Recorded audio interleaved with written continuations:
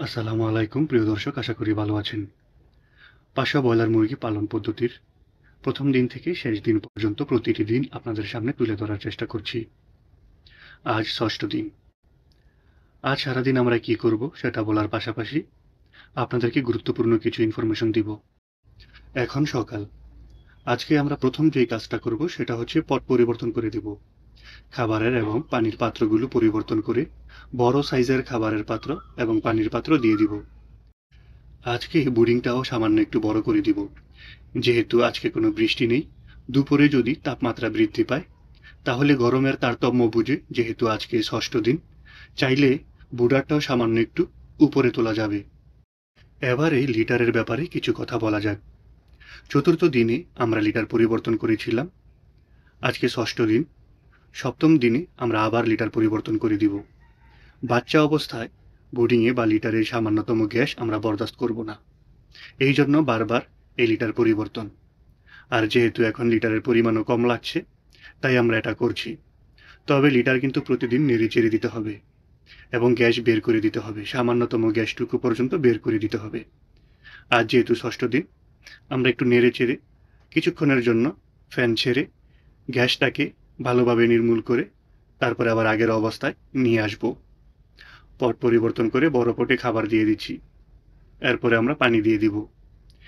এবার পানিতে কি মিশ্রণ করব, কোনো ওষুধ আজকে থাকবে কিনা, থাকলে সেগুলো কি। ঔষধ আগেরটাই চলবে।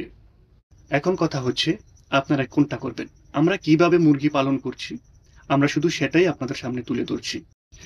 এখন কথা হচ্ছে ঔষধের পরিমাণ কম হচ্ছে নাকি বেশি হচ্ছে, এটা বুঝবো কিভাবে। তাপ ঠিক মতো দেওয়া হচ্ছে নাকি হচ্ছে না, এগুলা কিভাবে বুঝবো। এগুলো নিয়ে আলোচনা হবে সপ্তম দিনে। সপ্তম দিনটি আরো বেশি গুরুত্বপূর্ণ হতে যাচ্ছে। সেদিনও থাকবে নানান ইনফরমেশন। আমরা আমাদের কাজের সুবিধার্থে বাতি নিভিয়ে নিয়েছি, বোর্ডারটা একটু উপরে তুলে দিয়েছি। কাজ শেষ হলে সবকিছু সঠিক স্থানে আবার স্থাপন হবে। আসসালামু আলাইকুম। আশা করি সবাই ভালো আছেন। তো আলহামদুলিল্লাহ আমি ভালো আছি। আমার মুখের অবস্থা আলহামদুলিল্লাহ ভালো আছে। এটা হচ্ছে আপনার প্যারাগনের সাইডটা, প্যারাগনের বাচ্চাগুলো একটু একসাথে বেশি হয়ে গেছিল, এর জন্য দুই তলায় করে দিছি, দুই তলায় করে ফেলছি। এখন মোটামুটি অনেক পাতলা হয়ে গেছে। তো ওই হিসাবে আলহামদুলিল্লাহ বাচ্চাগুলো ভালো আছে। আর এখানে টোটাল প্রায় 900-এর মতন বাচ্চা ছিল, আর 100 বাচ্চা 150-এর মতন ওই সাইডে আছে। তো এটা দুই থাকে 450 করে করে দিছি। তো ওই সাইড গুলা আপনাদের দেখাই। নাহারের বাচ্চাগুলা আলহামদুলিল্লাহ ভালো আছে। ঠান্ডাটার একটু প্রকোপ কমই পড়ছে এটার উপর, তো এরকম কোনো সমস্যা পড়ছে না। আর প্যারাগনের বাচ্চা এমনি তো ভাই অনেক দুর্বল হয়, ঠিক আছে। এটা খায় বেশি, দুর্বল হয়ও বেশি, মারাও যায় বেশি। এটা আছে আমার নাহারের বোর্ডিংটা। আলহামদুলিল্লাহ নাহারের ওজনটা এখন চলে আসছে। ওজনটা আজকে দেখাতে পারি না, ইনশাল্লাহ 2 দিন পরে আবার দেখাবো। নাহারের বাচ্চার ওজনটা এখন মোটামুটি চলে আসছে, আলহামদুলিল্লাহ ভালোই আসছে।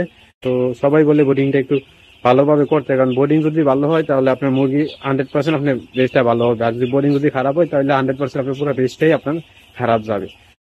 প্রিয় দর্শক, যাবার সময় হয়েছে, তবে একটি কথা, আমার যদি কোনো ইনফরমেশন ভুল হয় অথবা গ্যাপ হয় জানানোর অনুরোধ রইল। যদি ভিডিওটি ভালো লাগে শেয়ার করবেন এবং আগামী পর্বটি পাওয়ার জন্য সাবস্ক্রাইব করে আমাদের সাথে থাকবেন। সবাই ভালো থাকবেন। আল্লাহ হাফেজ।